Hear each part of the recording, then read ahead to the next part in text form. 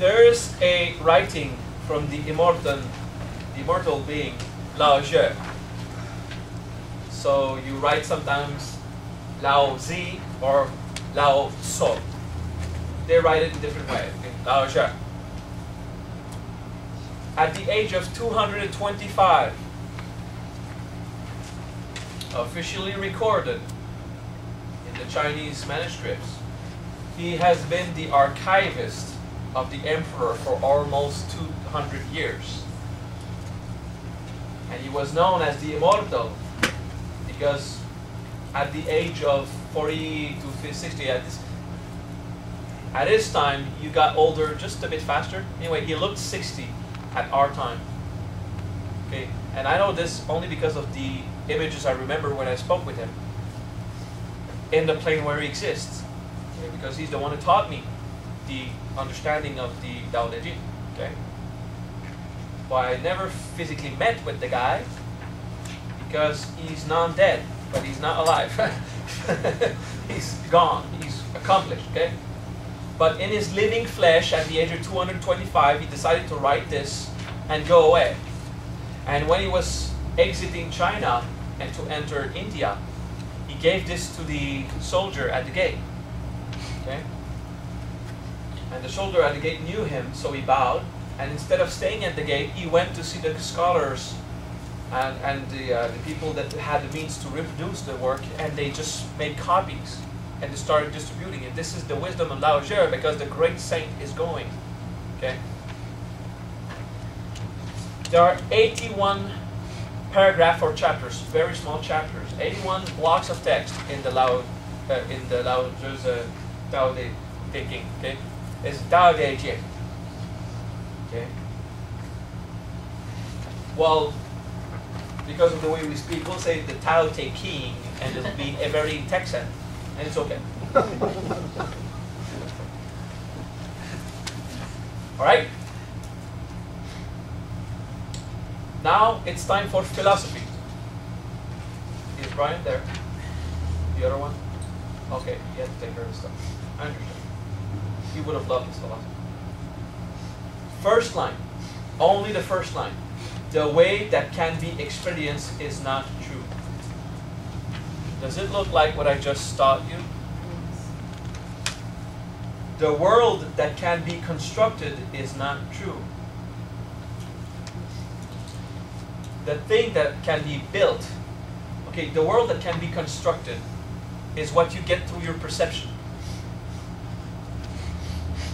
The world that can be experienced is what you get through experience, so what I told you, okay? So at the level of perception, or whatever can be constructed, the natural place, and at the level of experience, that is still not the truth.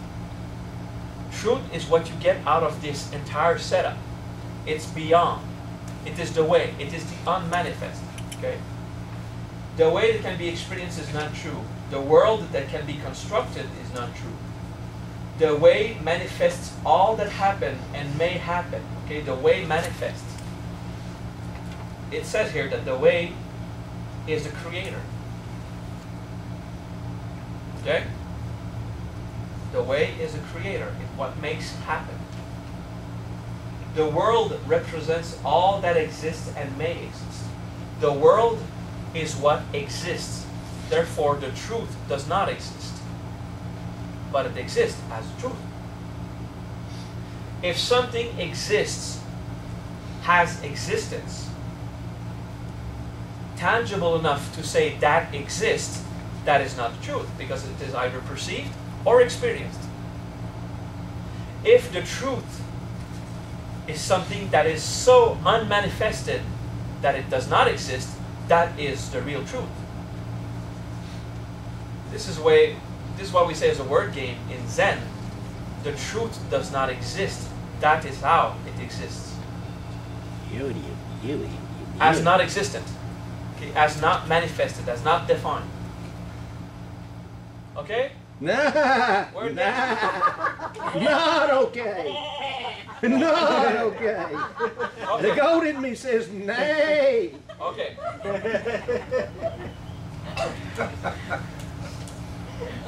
The Hindu would say Satchitananda Okay? And say, what does it mean? If it means something, you're off. So I'm going to repeat it in a simpler way. The truth that you can name is not the truth. It's a word. The truth that you can talk about is not the truth. It's a subject of conversation. The truth of the size of this wall, it's perception and measure. It's dimensionalized. If you experience something at the level of the soul, it is issued from the truth.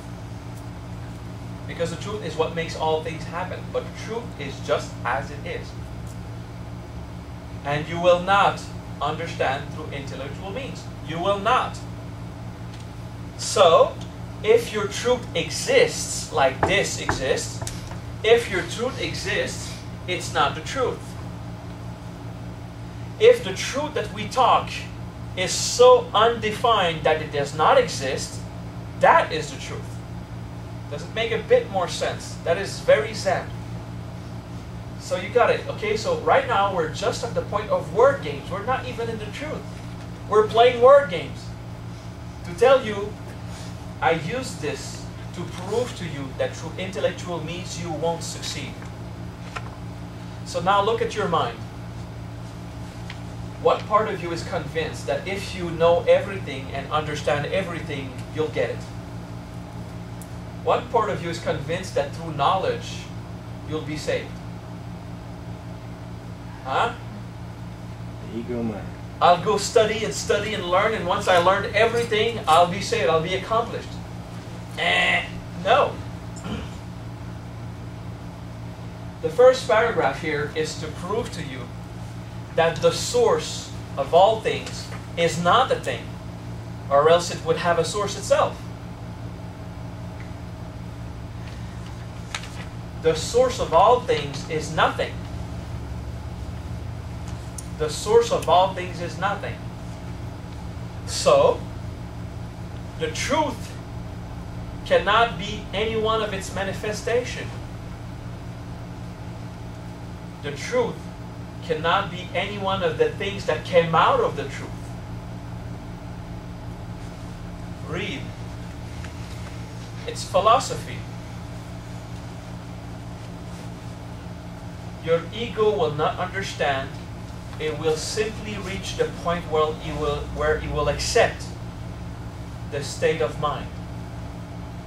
It will not understand, but it will accept the state of mind. Oh yeah, okay, I accept that everything manifested comes from something that is not manifested. If the Creator, let's say God, the Creator of all things, if He existed as a manifested thing, there would have been something from which He stemmed from. Okay? So, if your God exists, it's not God. If your God does not exist, you got the real one. Alright? Do you see the word game? Do you see why I usually just speak of those things to enlighten people? Because I say, yeah, that's the truth, I experienced it. Okay? So now, just through games, if something is manifested, it is not the manifestor. Because the manifestor, the source of manifestation, is not something that is manifest. Or else it would have something previously that would have manifested itself. Okay? So, the Creator of all things was not created, or else there would be a higher level of Creator that created the Creator and created all things. I mean, it doesn't work. We reach a point that we just snap out of manifested reality, or even what we believe to be the true reality. When we say it's energy and mind, that's a level of truth. But the pure, real truth is the only one that does not exist. Is that vacuity? You got it. The way is nothing. Okay? Vacuity. I could speak to you about vacuity in the Buddhist way. Sit and snap out. But so many people meditate on vacuity and they don't get to the truth. Not fast. Because they don't do the word game like I do right now. because it's too complicated. I don't understand. And because you don't understand, you don't allow yourself to just accept the state of being. It is not understanding. It is just admitting the obvious. The origin of all things is not something. Therefore, it doesn't exist.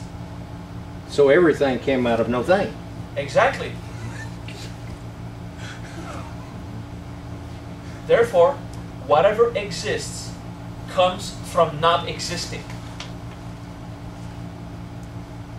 Huh? Ooh. And the mind, the intellect says, that has no sense. And the soul says, yep, finally I'm home. Okay, you have these different signals inside. Look at your mind. Look at your emotion. The mental level has an opinion. The emotional level has an experience of confusion and not agreeing and afraid of this emptiness. And the soul has a feeling home. That's how I created all things. Got it? The I am that I am? Or is that beyond that?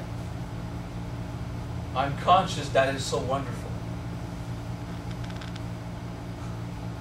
We'll speak of that. I'm self-aware. You know when I said self-awareness? Go to self-awareness. Open eye, closed eye, doesn't matter. Self-awareness. I'm aware that I'm aware.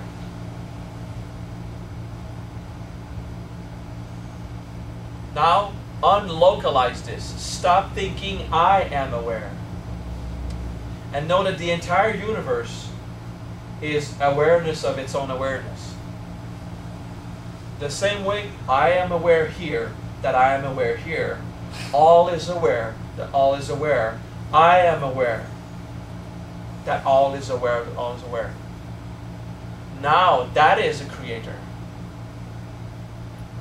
You do self-awareness here, the entire universe does self-awareness. Everywhere and everywhere.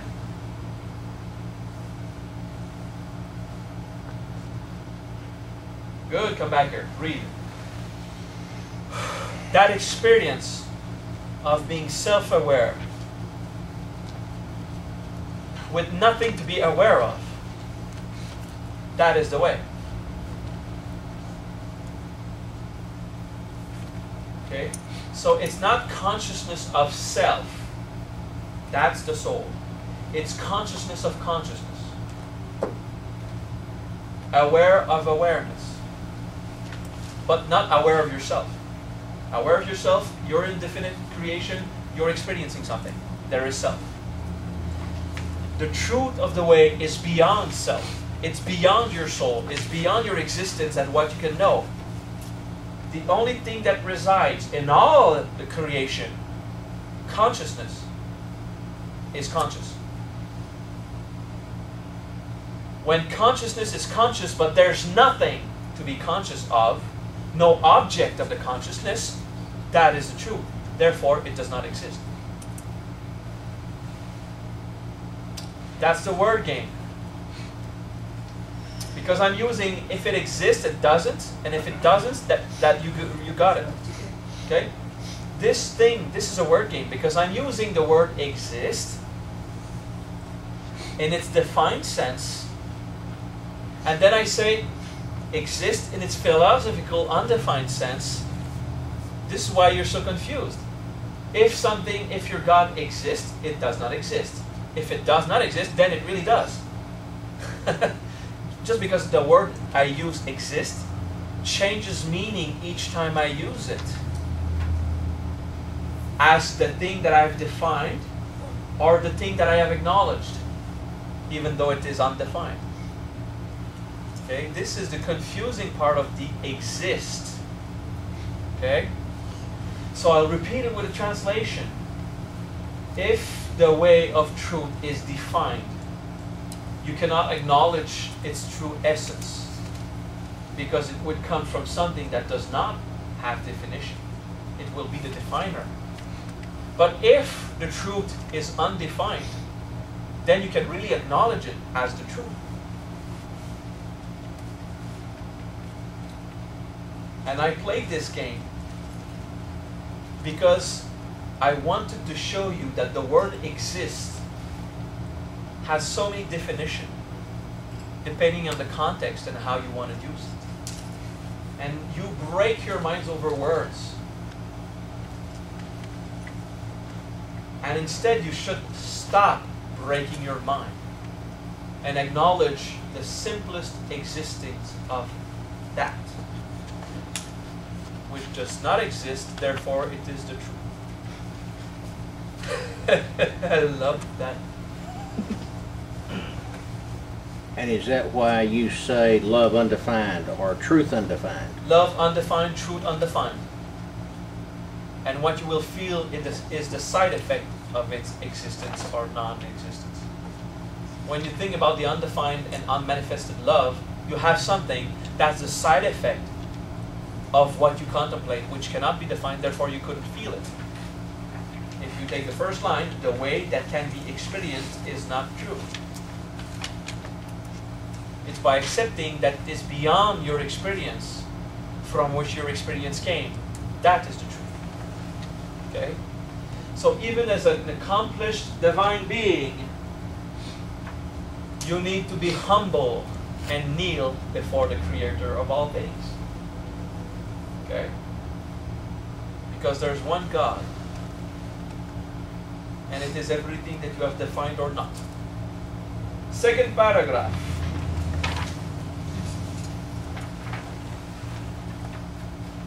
To experience without intention is to sense the world.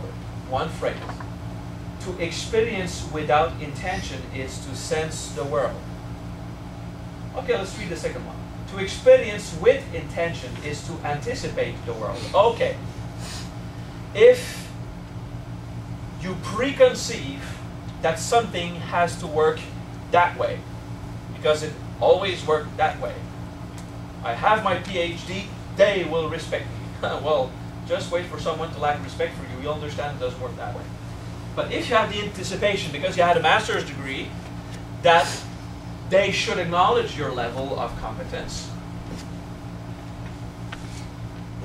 To experience with intention is anticipation, it's expectation. Okay? But it's also creation in the material world, because that's the foundation for creating anything. It comes from the intent. We use the word exist in various fashions. We use the word intention in various fashions. We will define two types of intentions. The one of the ego and the one of the soul. The intention of the soul is, I have an idea, a project to accomplish. That's my intention. The ego takes this and he has expectation that it will actually work out.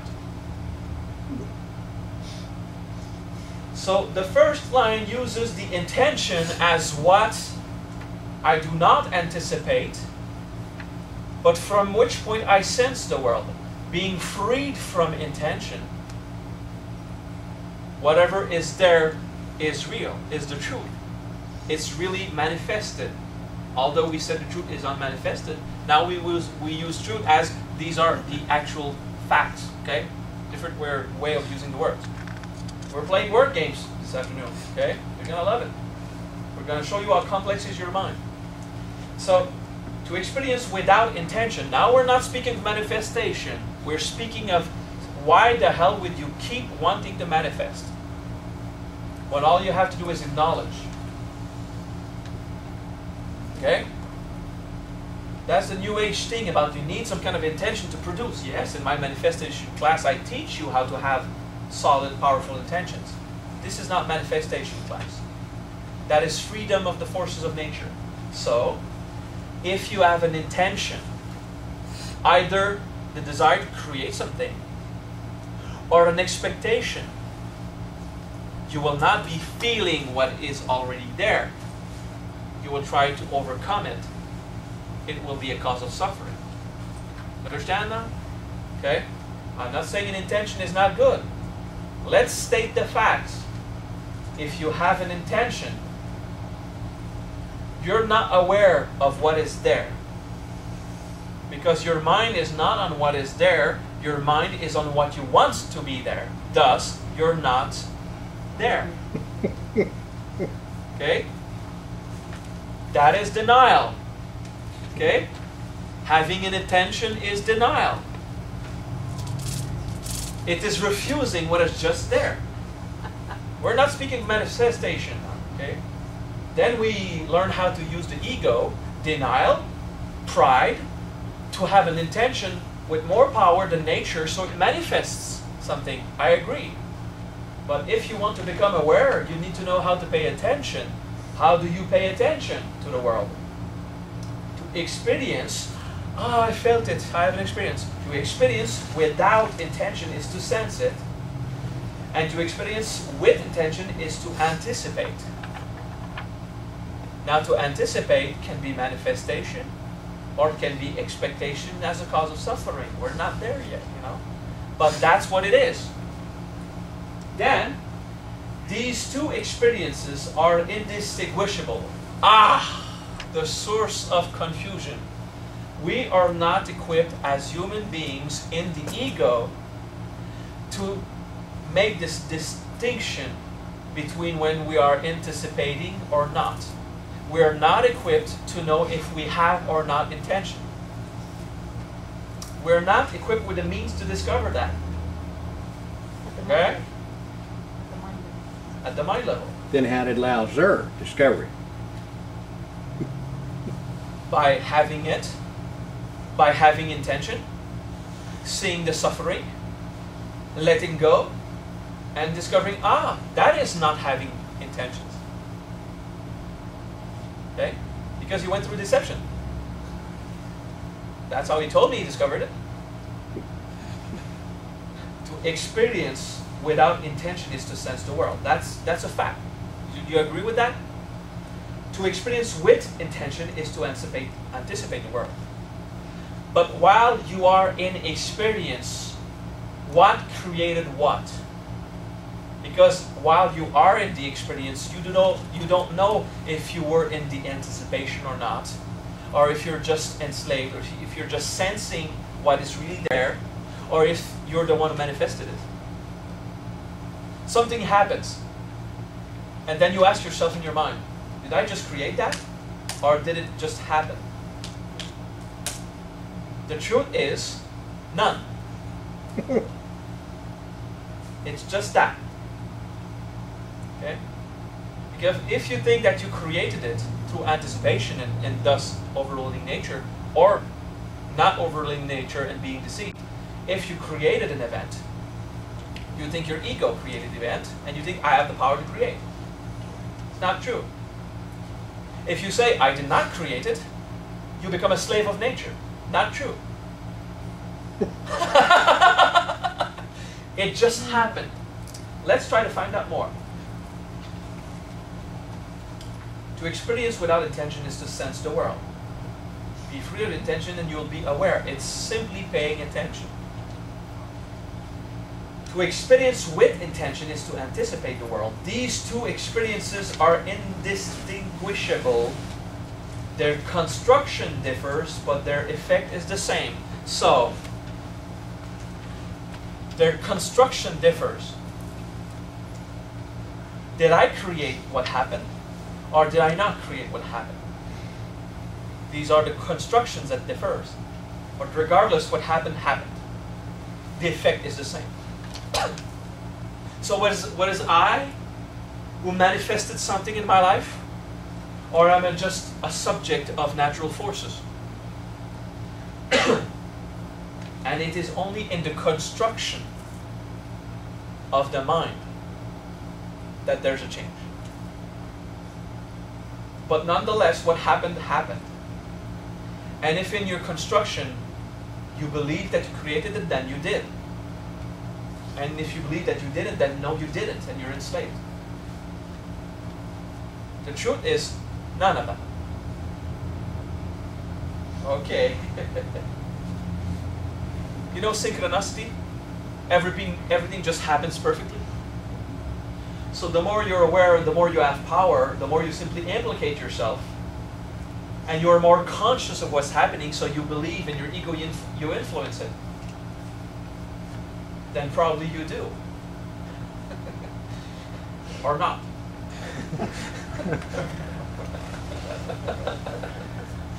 You need to have faith. You understand? You need to have faith. The thing is, I'm showing you, look at your lack of faith.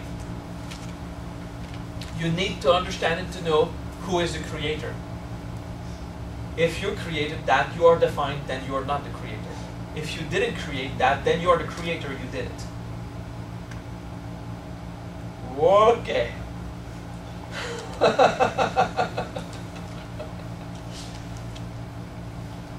Beyond the gate of experience flows the way, whichever is greater and more subtle than the world. Bigger, yet more subtle. Anima. Mahim. Beyond the gate of experience. Experience is like a gateway. If you are in perception and you walk through the gateway into experience, you shift from natural force to spiritual existence. Okay. Beyond the gateway experience, if you go through the gateway beyond the idea of experience, there will be the truth of the way. And the way is God. The way is the method. Christ, I am the way, truth, and life. That was his first, second, and third level definition. He knew himself as a creator, he knew himself as the way. Okay, then what is the way? There's different ways to describe the way. The way can be a path that you travel, or the way can be the method that you use to do that. Do it this way. It's a method. So, Tao Te Ching, you have three symbols. Tao Te Ching. Way, power, teaching. So they say it's the way and it's power, but in this case it's the method and it's virtue. Or is it the path to power, the way as in how you attain power? Or is it the method where you become virtuous? Same symbols, undefined. Even in the title of his teachings, you could not know. I love to say Tao Te Ching means the way of the force. Same symbols. Okay?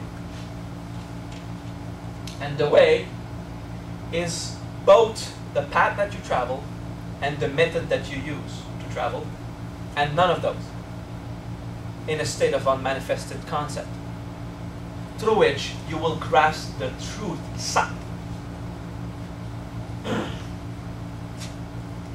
So beyond the gate of experience flows the way, which is ever greater and more subtle than the world. Okay? So just this one paragraph, you have an explanation of everything that we have philosophized about since yesterday evening, about self-awareness. Then you take away self. There's just awareness of awareness, conscious of consciousness. We say self-awareness of self-consciousness so that yourself will implicate yourself in the process. But then forget the idea of yourself and just contemplate everything is in joy. Sukyanandana. Everything is love. Prema swastyaha. Everything is moving. Paramatmaka. Okay? And everything is perfect as it is. Siddhyarogana. Okay? That is so intensely philosophical, and yet we feel the energy moving and feel we are triggered. You see the complexity and how difficult it is on the mind.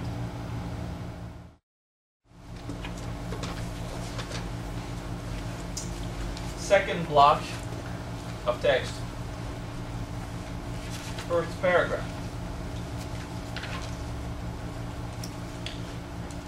When beauty is abstracted, the ugliness has been implied.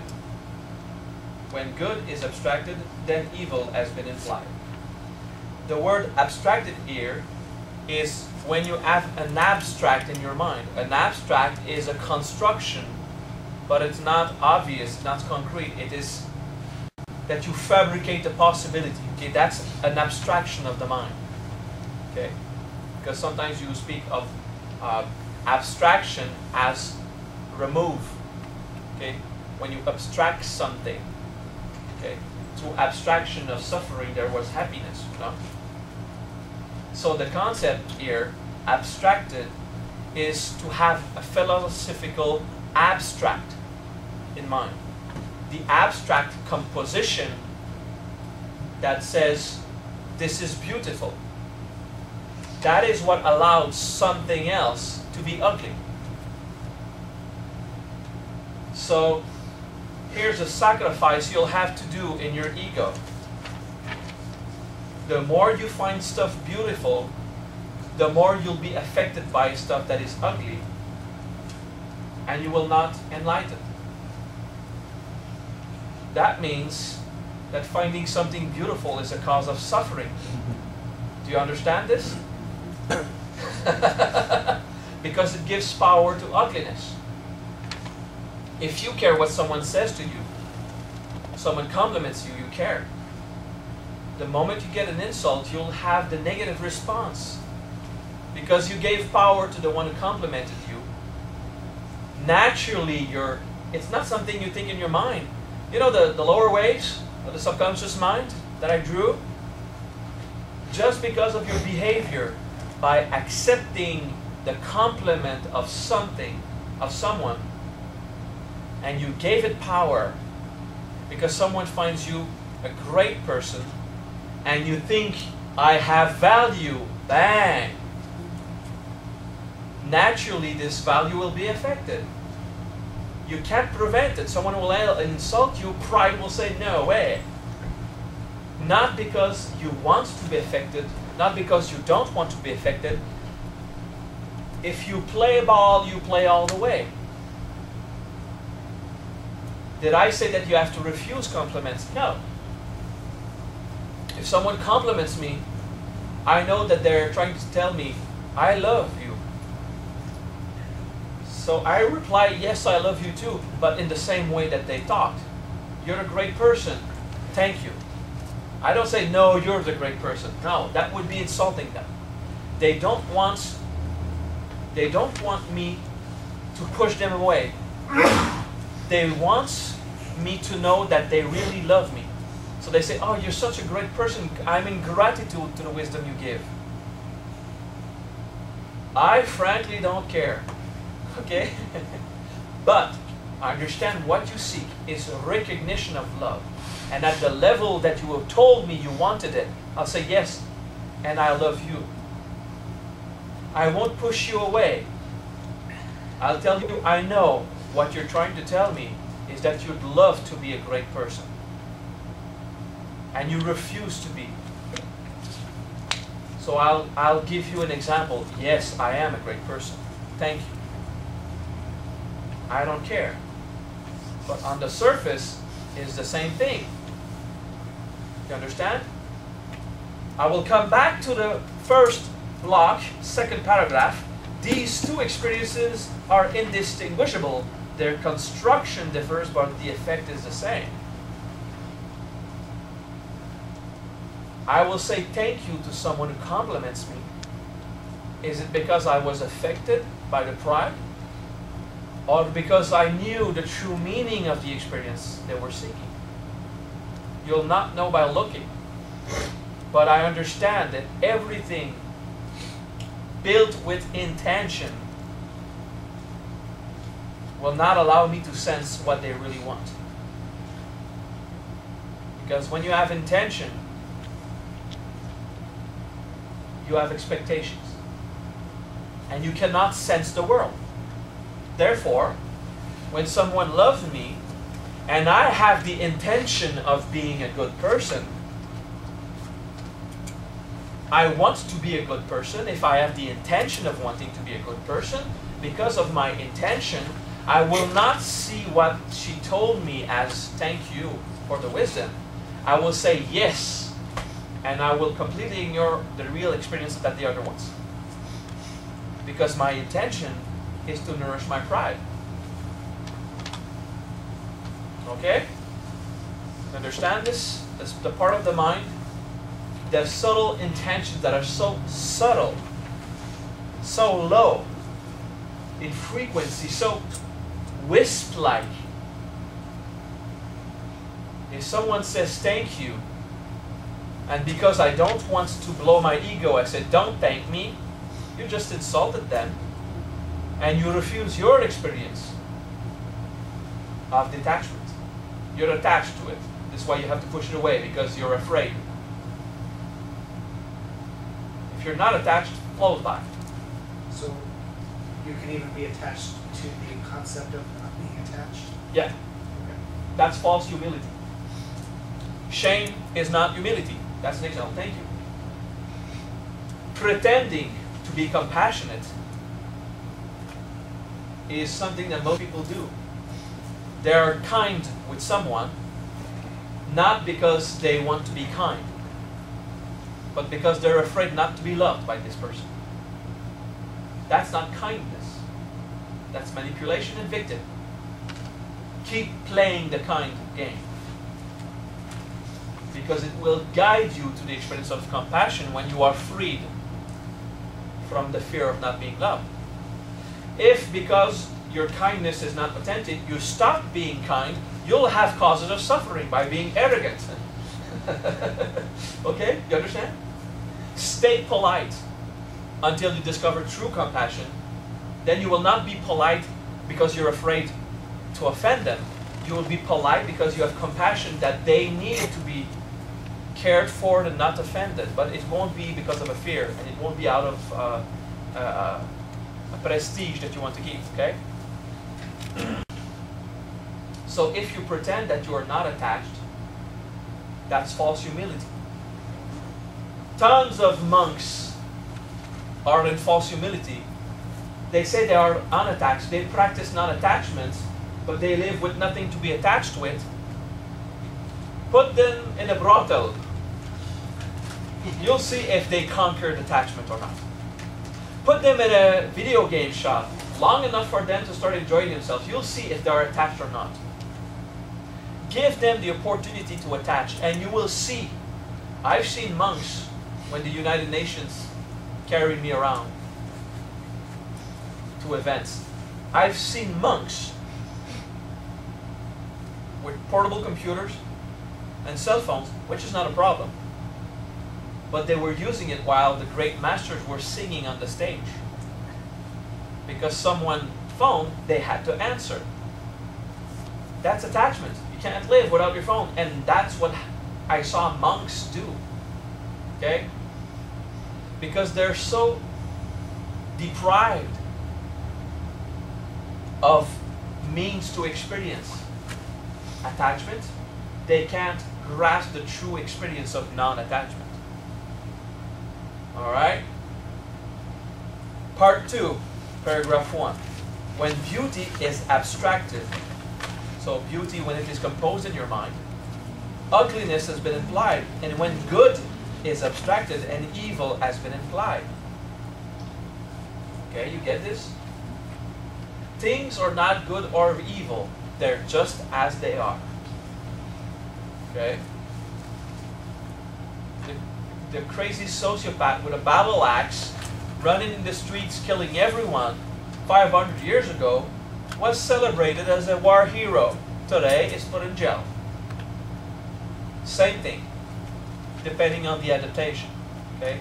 So there's no good or evil. There's only an opinion. There's not good or evil. There is an experience that stems from this truth. And the experience requires perception to understand the absence of perception. And through all this experience, all this wheel, all this meaning and non-meaning, we compose polarities: good, evil, good, bad, happy, sad, bliss, suffering, pain, pleasure.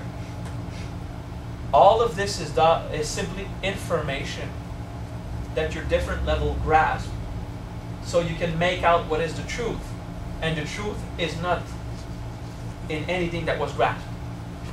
But it is through this process that we can grasp the truth. Let's keep on. Second paragraph, second block, second paragraph. So, alive and dead are abstracted from nature. Difficult and easy are abstracted from progress. Okay, let's take this one. Difficult and easy is abstracted from progress. You say something is difficult because you judge the amount of progress that has been made. And you say something is easy because you judge the amount of progress that has been made. Because before, you did more progress or less progress. If you're used to work very efficiently, and you say, this is easy, and then it takes a lot of time to accomplish something, you'll say, this is hard. Someone would come do your second chore, and go to another one that takes even more resource and more time. And you will say, what you find hard, I found easy, because in my reference there's other stuff much harder. So difficult and easy is a judgment of reference in comparison to the amount of progress you're acquainted to, you're used to in the work you do and the things you do. Okay? But difficult and easy does not exist. You just progress. It's not difficult or easy, you just progress. Okay? To be dead, to be alive does not exist. And that's the hard one. There's just nature. And from your point of view, you declare what is dead and what is alive. Because from your point of view, what is alive is what has intellectual capabilities, flesh, nervous system, that's alive. And when we are not functioning like this, it is dead. But from the point of view of a mountain, it's alive. We'll just say it's inanimate. That's still a point of view. Wait 10,000 years, it'll move. So what in your mind allows you to say that from nature there's something living and there's something dead?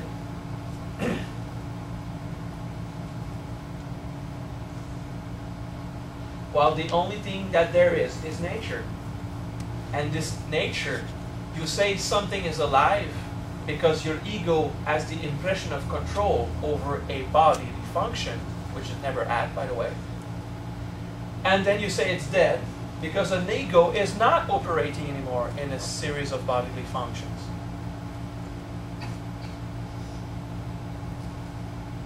But you don't die when you appear to die. There's nature. Transformation of the way that the bodily functions will work. There will be putrefaction of this, there will stuff happen. There will be nature. Now tell me, from the point of view of the unmanifested way, what makes you believe you are alive? Are you alive? Let me give you the key. You is not the body. Before you had a body, were you alive? After you'll die, will you be alive? What is alive? A soul does not experience birth or death. Therefore, a soul does not have the idea of alive or dead. There's nature. So what makes you believe you are alive? From the point of view that you, this abstraction, you is not the body that you use to judge life and death. Are you alive? No. Are you dead? No. Think about it and accept it. Accept to perceive and exist in a point of view beyond the need of ego to judge. So is a mountain alive? No. Is a mountain dead? No. There is nature.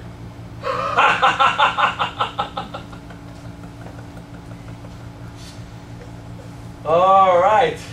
Wisdom of immortality. Okay, we get it. So there's not dead or alive. There's manipulation of force of nature to give you the illusion that this alive construction that you took out of nature as opposed to death will be perpetuated. I'll be alive longer. You won't get it if you believe in death and life. You won't get immortality if you believe in extending your lifespan. You won't extend your lifespan if you think you're a person. Oh boy. Woo-hoo. I just love this video. I see the smiles on your face. So beauty is abstracted, then ugliness is implied. When good is abstracted, then evil has been implied. So alive and dead are abstracted from nature. Difficult and easy are abstracted from progress. Long and short abstracted from contrast or proportion. High and low from depth. Remember my joke, depth is a relative height. Song and speech from melody. Like, is there melody or is there not melody? And you have to know that the Chinese have melody in their speech. Okay, so that's less applicable here, but it works. And after and before is abstracted from sequence. But after and before is still a point of view. In manifested, thus it is not the truth.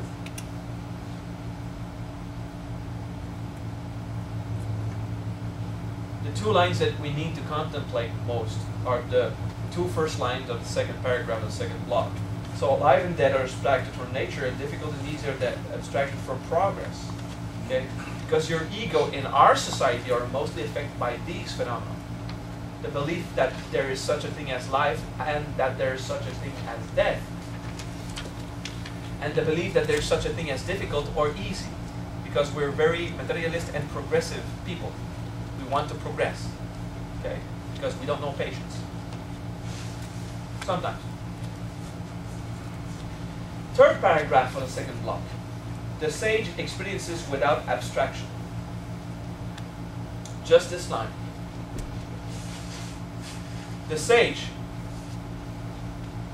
is the person can be in a conscious state of experiencing something without defining what is experienced.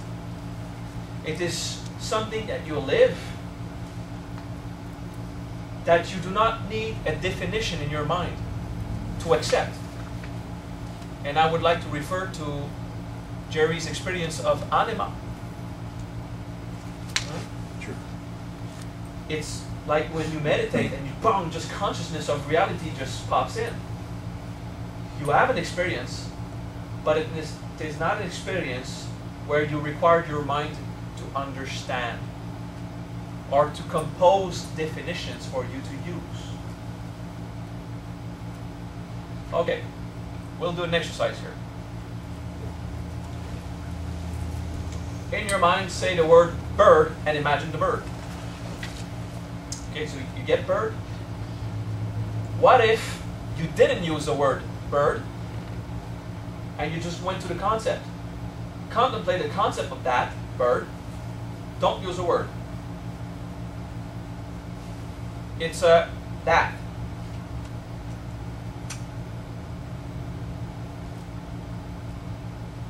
Go to a canoe. No word.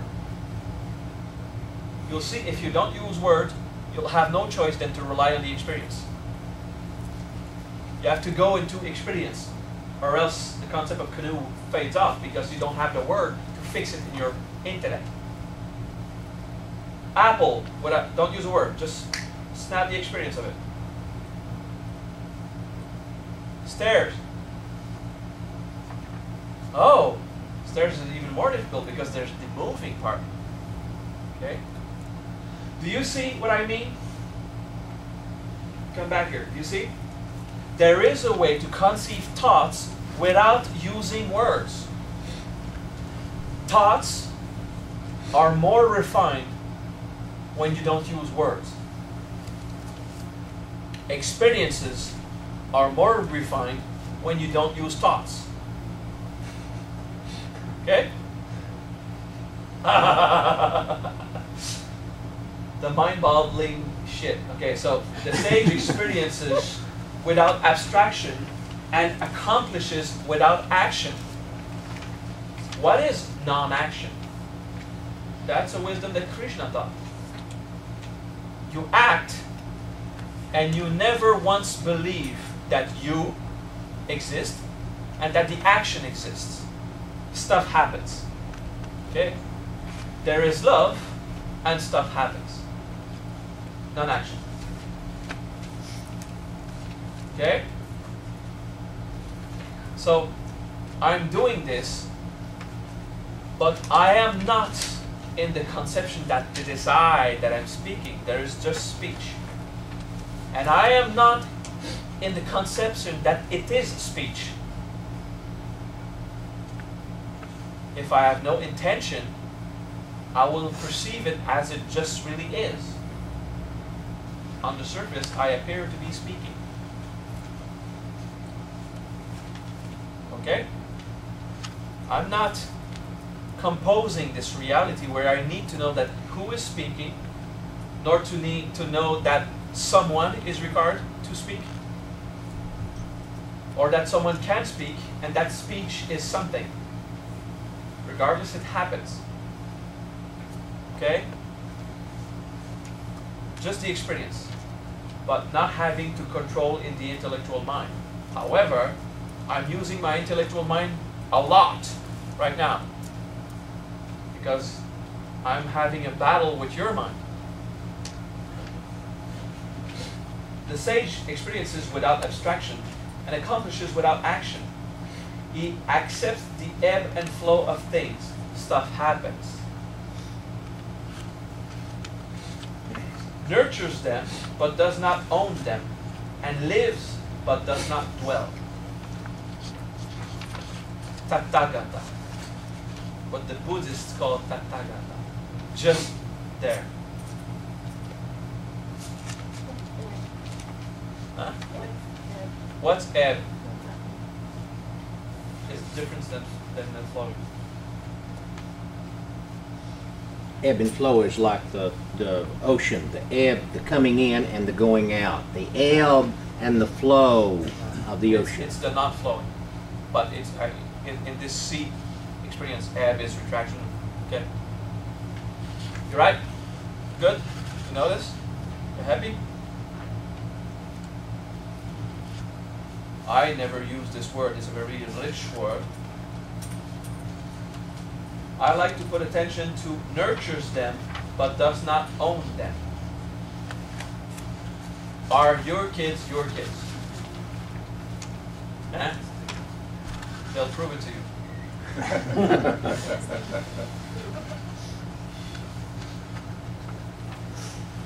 You good? Okay. These were intense experiences, the first and second one. That is the way of the force, or the method of virtue, or the true existence of power in the sense that it's not my power. It's just happening. Okay? And you see the difficulty of a normal human mind to grasp the subtlety of these thinking processes because it is undefined, unworded, and we use definition and words to refer to it. So it's like using white paint to paint a black scenery. Okay? It's difficult. You can't paint the black. You need to have a black background and just do an outline so we'll get an idea of what black you wanted to come out of it. We'll abstract this. You have a white wall. You want to paint a white thing on a white wall. So you will use black paint to create the outline of what you want to come out, using what exists already there. Naturally, the white wall, what was just there, to outline it and make it come out. So this is what we're doing. We're using words and definition. And very subtle philosophical abstractions of the mind. So you can conceive what is the unabstracted. And then life is just that. And then he lives and does not dwell. The Buddhists would say it dwells, but they do not live. Because it's two perspectives of the same thing. Okay? So from the Taoist point of view, there seems to be something alive, although a few lines before we said death and life does not exist except nature. So we say here it lives, knowing it's not alive like we have conceived it. We just say there is nature. So the sage seems to be alive, but it does not dwell. He's not specifically somewhere. Okay, Buddhists turn this around. You will dwell, but you will not live, in the sense that there is an appearance of movement or existing in a place, but that not necessarily living there or to be alive anyway. Okay? It's using words to try to make out the unworded experience. Okay? How's your mind? It's about to give up. It's good.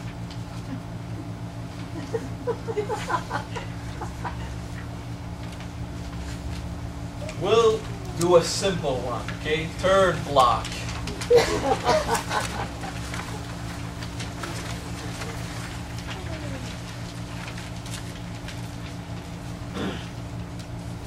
Not praising the worthy prevents contention. Do you understand that? Okay? Those who are worthy of praise, like the Buddha, don't praise them.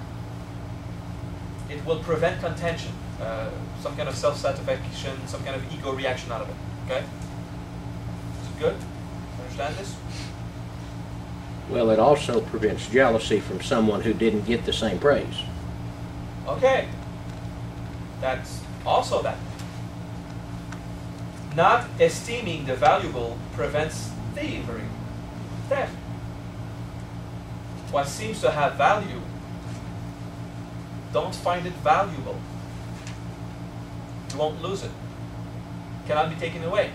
It also means value of self. If you want to have self-esteem, it will be taken away. Okay? Not displaying the beautiful prevents desire. Well, that's easy.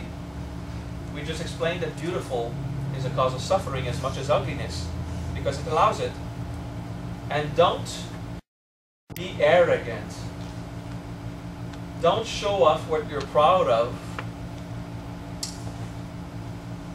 so that it will not cause jealousy and reaction in others. Okay? I mean, the way they use these words are not exactly the Chinese pure expression, so I roam around this, so you'll get the essence of the not abstracted in words. Okay? These were easy, were they? Okay. Next. In this manner, the sage governs the people. Okay, and you'll hate that.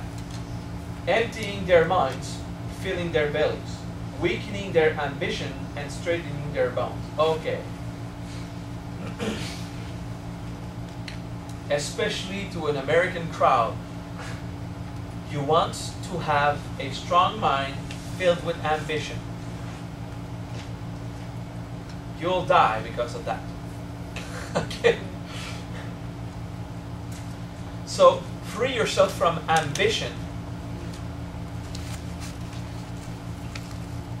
and be healthy. Even the ambition to enlighten. I'll say it like the Dalai Lama said. Desire is good. It's essential and it's there. Okay? Desire of enlightenment brings you toward enlightenment, but desire to be harmful is a cause of suffering. You need to know what is desire. In this case, the ambition is used as a word that is ready to do everything in your power to get there, meaning regardless of the suffering that come out of it. Okay, that's why they use this kind of structure. Ambition, To enlighten is, you don't have it, by the way. Okay? You want something very profound. You need the truth. It drives you. But that's not a goal that your ego set itself. That's just the truth that pulls you from within. And that's self-love, okay? The ambition from the mind aspect, because there they speak of ambition and mind, okay? Empty the mind, fill the belly, okay? And then you think this is how the sage governs the world. Because misinterpreted, this is tyranny. Well, no, tyranny is not caring about the belly being filled, but in any case, it's like fascist. It's like some kind of controlling way to don't think. Okay, this is not the way it has to be interpreted, because we do have these experiences where we have politicians that want to deprive the people from their will. Okay, the sage himself knows the importance of non-mind and health. And those who have everything they need, such as strong limbs and filled bellies, will be very happy. Yes, if the people is in suffering, that's fascism, that's totalitarian regime, it's not good. But if they eat as much as they can, and they're strong and healthy, they have happy lives. But look what happens in the populations that are filled with ambition. And they have all these ideas. It makes complicated people that become materialist attached to causes of suffering. Don't you agree? And don't you agree it takes great humility to admit it? Because even you, when you are ambitious to accomplish stuff, it becomes stressful. But regardless, it's fun, so keep doing it. Do it in non-action. Do it without attachment to the outcome. Okay? Next paragraph. If people lack knowledge and desire, then they cannot act. Okay, so you need to have knowledge in your mind and desires in your guts. So you need the ambition, and you need to have a filled mind. He just said the contrary, but here he says that you must have it. Okay, I love that Taoist teaching. If people lack knowledge and desire, then they cannot act. But if no action is taken, harmony remains. Okay. I just told you in a different way. Do it in non-action. It's not the absence of action. It's the absence of action filled with ambition and strong mind. With intention. That prevents you from sensing the world. Okay? Do it anyway. What he says here has two levels of interpretation. It can be interpreted literally, which will lead you astray. Because he proved you that all the words that he's using right now in the first and second block, he proved you that all these words he's using right now don't exist, so you have to go to the higher meaning from what they were abstracted from. So now we'll reinterpret it. Do it with no action. Do it with no mind. If people lack knowledge and desire, so if you don't have something in your mind or in your heart, then they cannot act. Or it is non-action. So if you seem to be acting, if it's an action in non-action, or if you do not act at all, harmony will remain. Harmony will remain if you do not act. If no one does nothing, everyone will be at peace. Mahatma Gandhi. Resistance through non-action. He went to war by sitting. Okay? Understand this? Okay. That was an easy one. Not yet. Okay. It means look at yourself and how much your ambitions cause you suffering. Look at much being ambitious and wanting more and having a lot of ideas, opinions in your mind, having very strong mind, being very proud, very powerful in your ego, how much it prevents you from reaching harmony. If you just do what you have to do in non-action, that's not absence of action, it's an action without intention. It's just doing it as it happens, just that. Okay? Then you will keep harmony while there is an illusion of action. Okay? Simply stop being so convinced in your ego that you are right and that you have to do it. Just do it. On the surface, it seems like the same thing. So on the surface, someone acting and someone not acting seems to be exactly the same thing, except when there's no action. Okay. Someone in action does something. Someone in non-action does exactly the same thing. The effect will be the same, but it will not have been constructed the same way in their minds. That is non-action. Non-action is not absence of action. It's to act free of mind.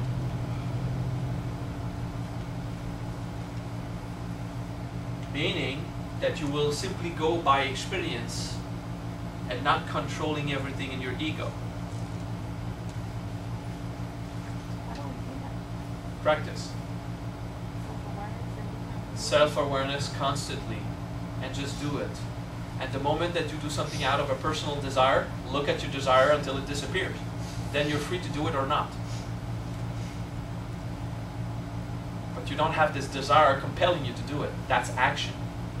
You do it or not, but inside you, it doesn't matter anymore. It's not constructed as a desire, it's just you do that. Okay? Good.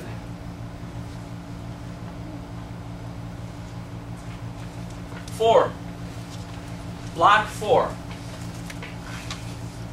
I told you I would not respect your speed of being able to assimilate it, and it's okay because you are getting the wisdom. It works. Okay? 4. The way is a limitless vessel. Therefore, it has no limit. And by abstraction, it has no vessel either, but let's call it vessel for now. Used by the self, it is not filled by the world. Okay, so the way is a limitless vessel. You know your pool of consciousness that I made a circle? And I told you it was not a hard, definite membrane or container. It was just an idea of thinking that your consciousness was limited at this pool. That's the limitless vessel that is not affected by the world, by the other thing if you keep it inside for the self. Okay? Used by the self, it is not filled by the world. It cannot be cut, knotted, dim, or stilled, because it's not a vessel. Its depths are hidden, ubiquitous, and eternal. I don't know where it comes from. It comes before nature. We'll make it very simple. The way comes before nature. Okay, can I just take the first words and the last words of this, and it resumes everything. Okay, the way, the Tao, the method, the reason for which all this exists comes before all that exists. The way comes before nature. Easy? 5. Nature is not kind. It treats all things impartially. Okay, do you agree to that? Yes. Nature is just, it's a force it works. So, the sage is not kind and treats all people impartially. You understand that? If you're taking care of a certain person and you would not have given this level of care to another person in the same level of need, you're not a sage. I treat every person in a different way, but each according to their real need. So, I treat everyone the same way, always according to their real needs. I always treat the people according to what they really need, which means I treat everyone equally. If someone needs help, is humble and accepts it, and someone needs the same help and is a pompous ass, I will help the pompous ass if he accepts the help. I will not help the pompous ass if he doesn't accept it. Because usually if he's a pompous ass, he'll reject the help, then it's a force of nature and I adapt to that. Okay, you don't want my help, okay. Okay? Nature is like a bellows, empty yet never ceasing its supply. The more it moves, the more it yields. So the sage draws upon experience and cannot be exhausted. Okay. By not fighting against nature, we don't spoil very useful resources. Does that make sense? Okay. So in nature, stuff happens, and in the state of wisdom, I simply, let's say I flow like that. I'm giving you an example with me again, okay? I just flow in what has to be done and where it is, okay? But sometimes you see me exhausted. That's because I'm going against the nature. Why? Because the nature is fighting with me right now as I explain these concepts. And I'm going against that. And I feel this battling. But this is what you asked me to do. And to treat you impartially, I answer your question. Please fight me. I said, yes, I will not. So because of the non-fighting, I'm exhausted. Okay? But then again, I'm exhausted. And I can keep going and going and going and going because I look exhausted after a second day of great wisdom. Especially after the first day, I have this moment I need to isolate. But then I go to another seminar and then I go for days. I just keep going. Why?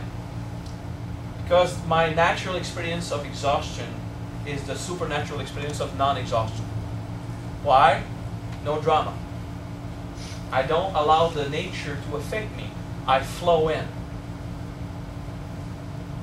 That's a bit conceptual, but still. Okay, so nature is not kind.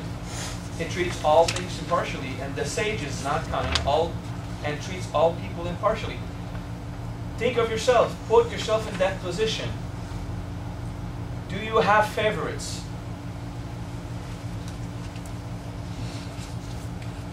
Because you have favorites, you'll die. Okay? Because favoritism is, well, I prefer my kids to the kids of someone else. Okay? Well,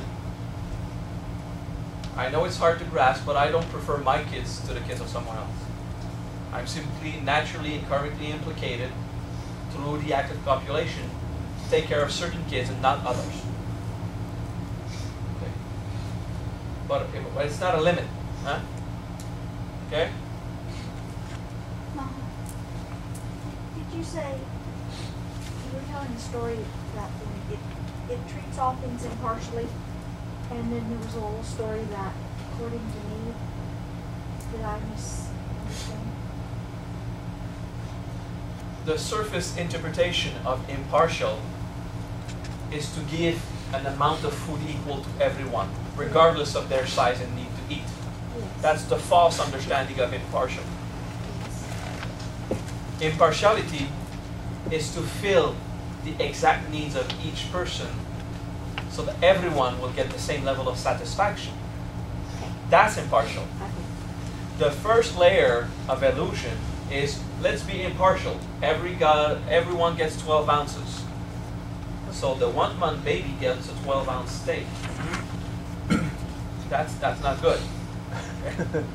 Impartiality is to do what nature does. Water comes in, fills the holes that has to be filled, does not fill a wall that is blocked.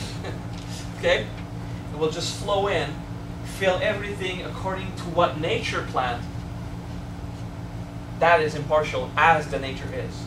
And you'll see nature just flowing according to its own laws. It will not say, let's be impartial, and you have rivers made of straight corners like that, you know. We can't have more trees on the left and on the right. Let's just build this very straight and draw everything equal. No, that's not impartial, okay? Impartial is chaotic in nature, but equally and evenly distributed as per the need, okay? So this is why I say that I answer your needs according to really what you really need, because I am impartial. And impartiality is not to give the equivalent in the measure, because in the measure, it's in the world of perception, it's not in the world of experience. Okay? It's defined. That's mine. Okay? Okay. Thank you for asking the precision. Okay? 6. I know there's more wisdom to come on this one, but let's move on. Okay?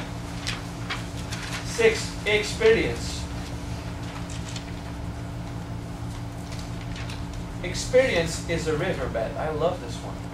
Its source is hidden, forever flowing. Its entrance is the root of the world.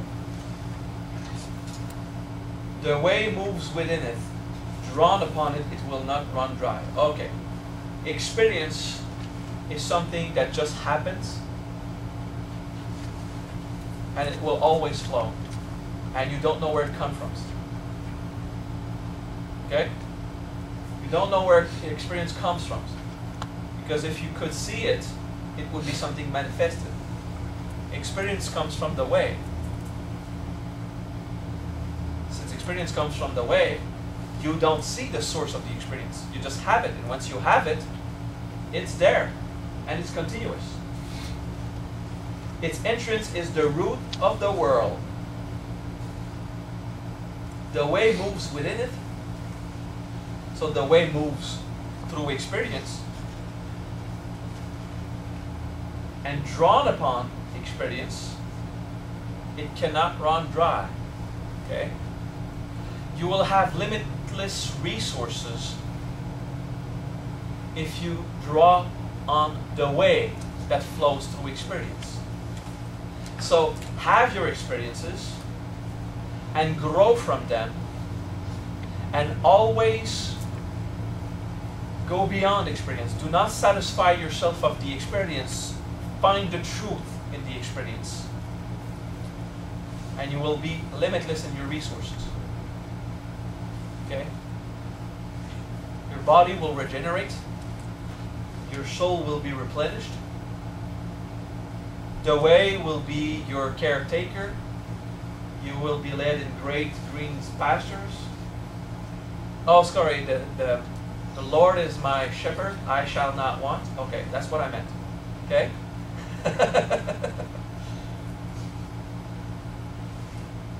Go get the experience of the true way of existence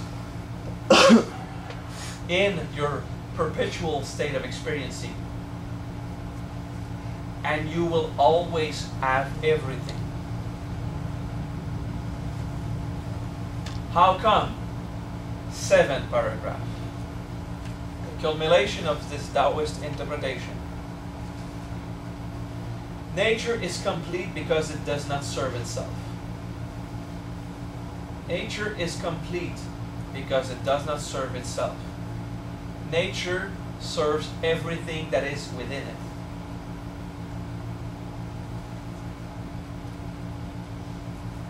Okay? You don't get it? Nature serves every single aspect of it. Nature does not serve nature per se. It serves the tree that is in nature. It serves the flow that is in nature. It serves the life and the death that are abstracted from it. Okay? But nature does not serve itself.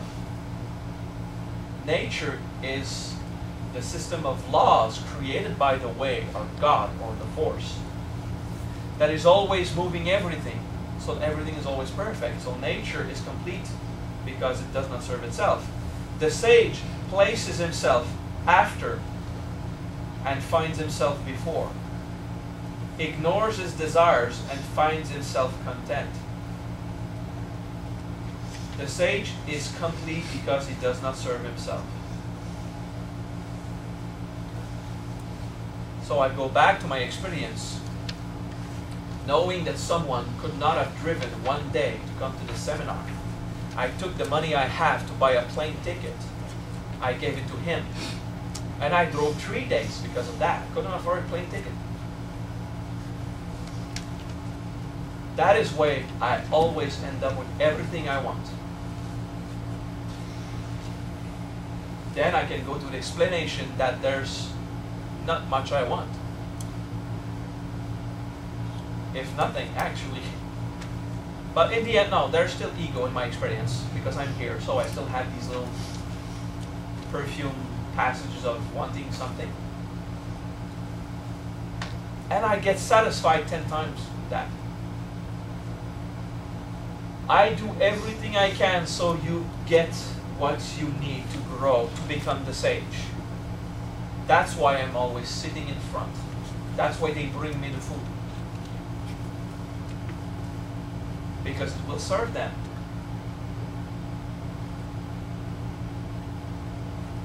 Nature is complete because it does not serve itself. The sage places himself after and finds himself before. Ignores his desires and finds himself content. Ignores his desires. I assure you that regardless of the fact that I have few desires, there was a time I had more, but still I do have them.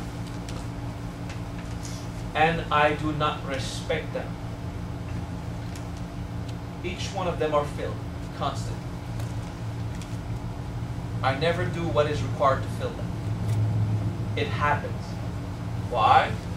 Because I have faith. Because the Buddha will take care of me. I took refuge in the Buddha. The wisdom of the experience will take care of me. I took refuge in the Dharma. And naturally, because of that, community naturally takes care of me. I took refuge in the Sangha. I'm giving you the example because I'm the only person I know who actually did it all the way. That is here, sorry. I know people did it all the way, they're just amongst the other people who are here. And I know someone who is to the point of doing that. Corey always does everything in her power so that everyone would find what they have to find. And she finds herself content. Don't you? That's self-sacrifice. Because that is how nature works. It means that is what God planned for us. And that is what we shall do. Place yourself after. I will remind you something. A dead doctor doesn't heal anyone. Okay? The doctor that places himself after must accept when nature tells him now you rest, he has to forget his own desire to keep on saving the world. The misinterpretation would be the doctor is constantly in the room regardless of his need to sleep. The good interpretation is when nature tells you to go to bed, you go to rest. Because you're not a savior. That would be ego.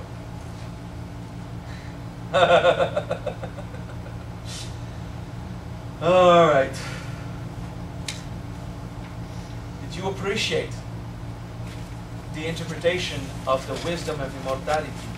The 7 first blocks of the Tao Te Ching is about destroying every single preconception you have about what is truth, what is real, what is to act, what is not to act, what is beautiful and ugly. But still, I destroy the concept of ugly and beautiful, and when I see something that others find ugly, I just see, well, yeah, it's mud, it's puke, whatever. I did not destroy it completely, and it's coming by itself, and my ego said, no! I'm destroying the concept of finding stuff tasteful when I eat. I like to taste something that I eat, so when it's not available, I suffer from its absence. No caprice. Capricious? I don't know, what's the English word? No, not capiche, you understand. Caprice is a French word for Caprice. Yeah, it's the same in English. caprice. Caprice. Yeah, Capriciousness. unsatisfaction. You know? Sometimes I want to eat sushi, and there's no way sushi is available, and I have this impulse of unsatisfaction because my intention, regardless of if it was manifesting of expectation, same thing, created deception. Of course, these are not explosions of expectations. Ah, it's sushi! Oh no, I don't have them. They're a little, you know, the ebb and the flow. Ah, a little sushi, oh no sushi, okay. It's okay. But I still have the effect until I'll get to the point that eating good food is the best, regardless of what I desire in my entertainment at the level of what I put in my mouth. But I still have this. And I'm not doing any single bit of integration for it to go away.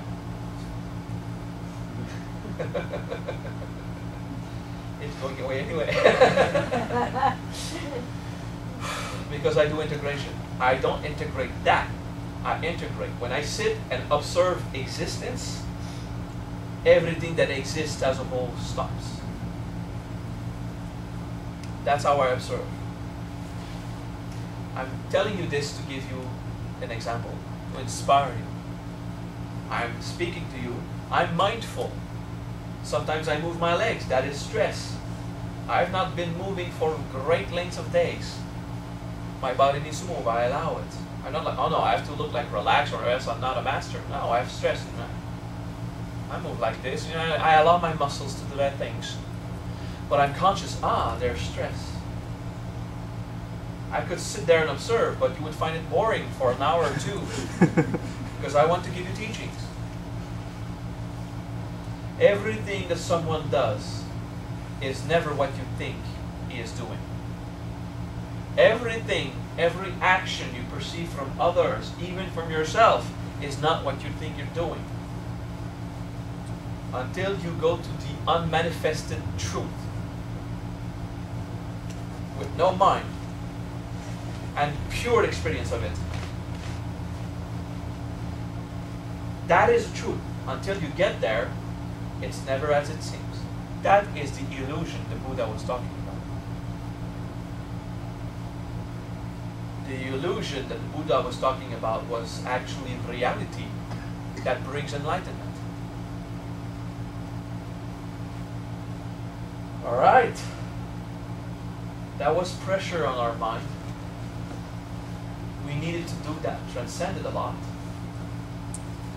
All this is implicated somewhat in the Hindu equivalent, Om Namah Satchitanandai. Okay? Where you will go. Aim is this understanding through an experience that is unworded and undefined. What Jerry finally understood.